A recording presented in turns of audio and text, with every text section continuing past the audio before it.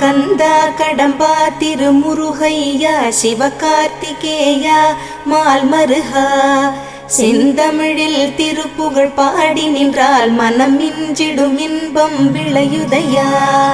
சிரகிரி வேலவனை காண்கையிலே விழி ஓரம் கண்ணீர் பெருகிடுமே. கந்த சஷ்டி கவச்சம் போதுவோர்க்கு கந்தன் கருணை என்றும் துணை வருமே.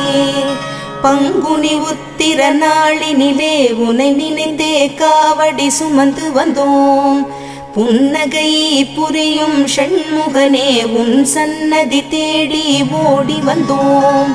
உன் பதம் பணிவது என் தவமே, என் மனதில் நிறைந்திடும் உன் முகமே.